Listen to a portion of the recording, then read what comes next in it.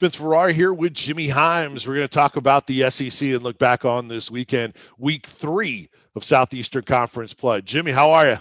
Doing great, Vince. How are you? I'm great. Some fun games this weekend. College football and the SEC continues to deliver. Obviously, we'll talk a lot in reviewing Tennessee and Akron, but want to bounce around the rest of the league here. We'll start with this coming week's opponent, the Florida Gators for Tennessee. My South Florida Bulls, my alma mater, almost did it on the road, Jimmy. They gave the Gators all they could handle. Or a couple of your top takeaways from that very close win for Florida at home over the South Florida Bulls, 31-28. One takeaway is you don't know what Anthony Richardson you're going to get. Florida's quarterback was outstanding against Utah, and then he didn't play very well the next 2 weeks. Against Kentucky, he was 14 out of 35. And then against South Florida, he struggled again. He was 10 out of 18. He threw for barely over 100 yards. Didn't run the ball that effectively either. I think defenses understand that when you play against him, you got to keep him in the pocket. And if he escapes the pocket, you got to have a spy or somebody there to try to tackle him. But he was not very effective. And South Florida really pounded the Gators on the ground, ran for 286 yards. They weren't averaging that many yards going into the game. No. So that stood out. And also, South Florida had lost 19 of the previous 23 games. They were a 24-point underdog. And yet they took Florida to the wire. If they hadn't botched a field goal at the end, they might have sent it into overtime. So that my takeaway from Florida is you don't know what you're going to get out of the quarterback and maybe from the team. And now they do have a nice running back. This Montrell Johnson gained 100 yards. But I think Florida's vulnerable. Now, having said that, I've seen plenty of Florida teams that didn't look very good, and then they play against Tennessee, and all of a sudden they look like a top-ranked team. Right. So I expect the Anthony Richardson that played against Utah and the Florida that played against Utah when they come to Neyland Stadium. But very unimpressed with what Florida did against Kentucky and South Florida. Yeah, and this will kind of connect to our podcast later in the week when we'll preview Tennessee and Florida. Of course, a college game day, Checker Neyland, a lot of exciting things in Knoxville for this big rivalry game and the start of SEC play. But there were a couple of starters that didn't play in that game for Florida. They're starting right tackle and Michael Tarquin, their best linebacker, maybe their best defensive player in Ventrell Miller. They have their long snapper and have corner Jaden Hill. So those are all to be determined on their status for the Tennessee game. Obviously, Tennessee has some injuries to concerns to deal with that we'll talk about later in the week. So that was Florida, 31-28 over USF. Jimmy, another really interesting game in the SEC, probably the best on paper coming in between two SEC teams was LSU and Mississippi State. Mississippi State, the favorite in that game by 3 points, and they had a 16-10 lead in the fourth quarter, 21 unanswered by LSU. The Tigers win 31-16. What'd you make of that? Well, first off, they held Will Rogers to about 214, 216 passing yards. This is a guy that was averaging about 380-something yards a game. I'm also reminded that a couple of years ago, KJ Costello threw for about 620 yards against LSU in Baton Rouge. Now, and this is Mike Leach's offense. I thought they would hunt and peck LSU to death. So I picked Mississippi State to win the game. I wasn't sure if LSU was ready for a bounce back after that Florida State game from a few weeks ago. But they did a really good job. Jaden Daniels played a really solid game. And one of the things he brings to the table for an LSU quarterback, and they haven't always had this, the running ability. He will probably set an LSU school record for rushing yards by a quarterback. He ran for a touchdown against Mississippi State. He's done a nice job in the passing game. They got one of the best receivers in the SEC, Kayshon Boutte, who really hasn't emerged yet this year. But I was impressed with LSU's win. Their defense did a heck of a job in holding Mississippi State down. They ran the ball reasonably well. Most of that, though, by Jaden Daniels. They got John Emery back. John Emery's their best running back. Mm-hmm. I think he had 11 carries for 32 yards. He had been suspended for academic reasons, so he adds a dimension to the offense as well. So LSU, that's a really good win for LSU. And I think that that might be the kind of win that bolsters their season. Because let's face it, after that Florida State game, there were a lot of unhappy Cajuns down there. But they feel a lot better about their team right now. But I thought that was a real good win for LSU against what I think is a quality Mississippi State team. Yeah, and another thing encouraging, besides the fact that they look like they have a pulse on offense, which they did not look like they had in most of that Florida State game, is they got pressure on Will Rogers, 4 sacks in the game. So they needed improvement on that line of scrimmage and got it there in the 31-16 win. All right, couple other games, another interesting one in prime time. Miami at Texas A&M. This is a top 25 game. Hurricanes actually a dog on the road at Texas A&M, and Texas A&M won the game and actually covered 17-9.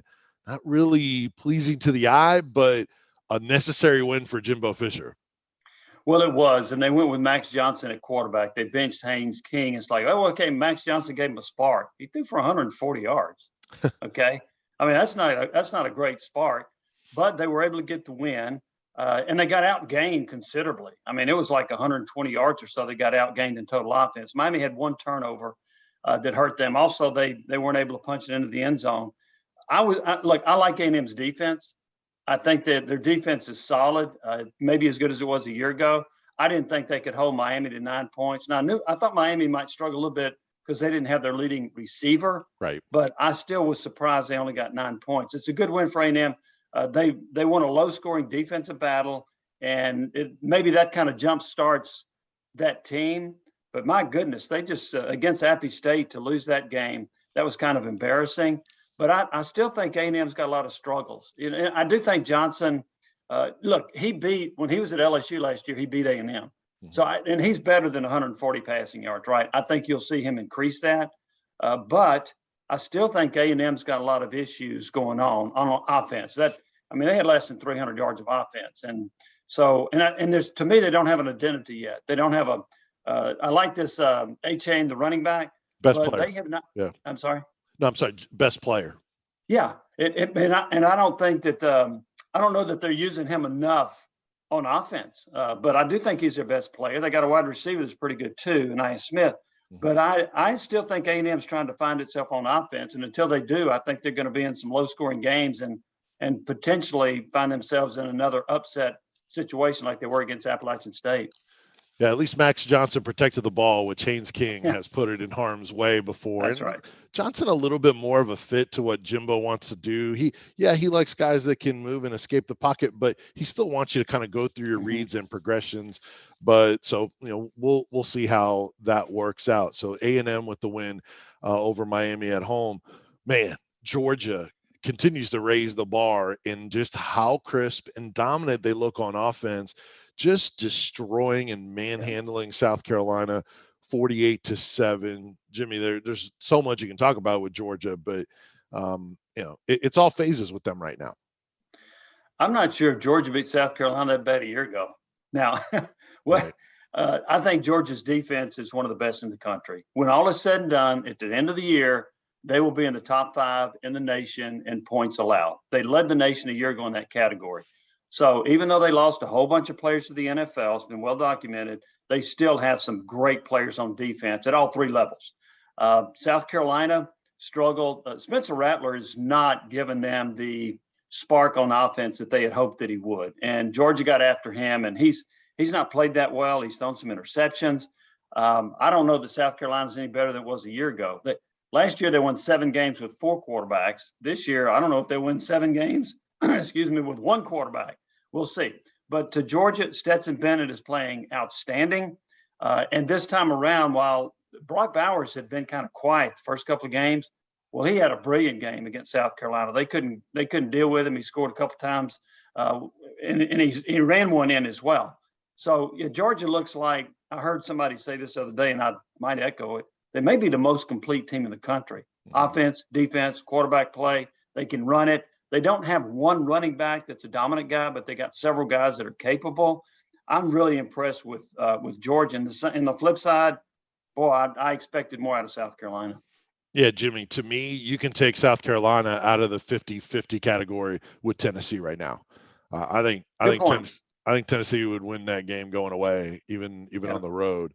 And it's starting to see a little bit of cracks in Shane Beamer.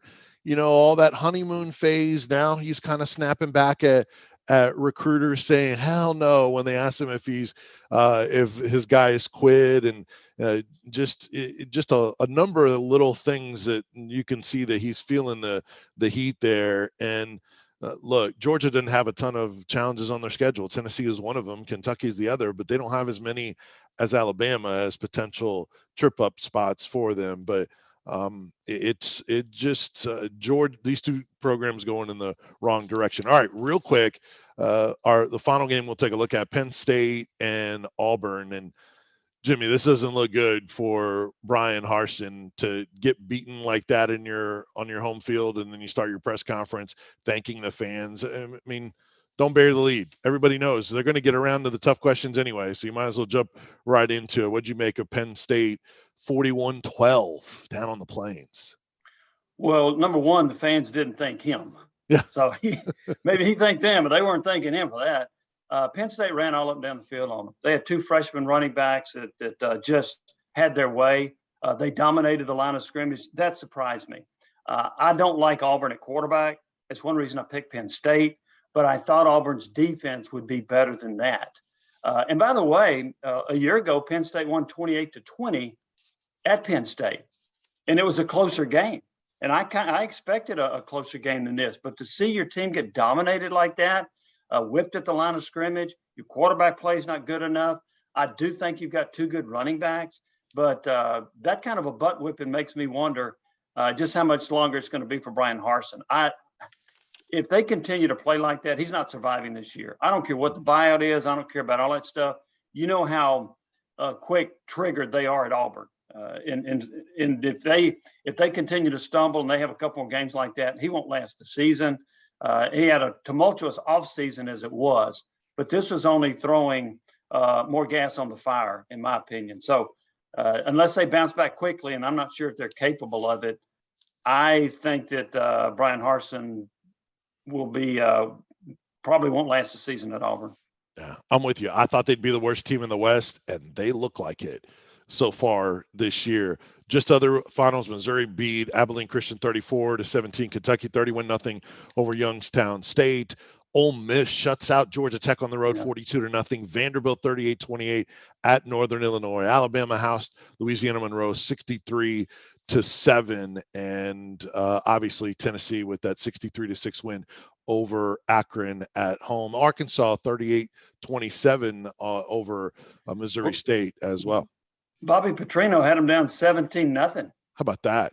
And you know that they're just gasping up in Arkansas, like, you got to be kidding me. This guy can't come back with that team and beat Arkansas. And then Arkansas finally got it turned around. But that was a little bit of a scary moment for Sam Pittman. Yeah, no doubt about it. But we will do this each week where we'll look back on the SEC games, and then we got another podcast, video and audio version that we will throw up later this week with Jimmy Hyams' thoughts on Tennessee's opponent this week, of course, the Florida Gators. Tennessee up to number 11 in the AP poll, Florida at number 20, and then everything that's attached to it. Jimmy, that'll be a lot of fun. Looking forward to doing this with you each week. Appreciate the time today. Thanks, Vince. I look forward to it as well. All right. That is Jimmy Hyams. I'm Vince Ferrara, 99.1, The Sports Animal.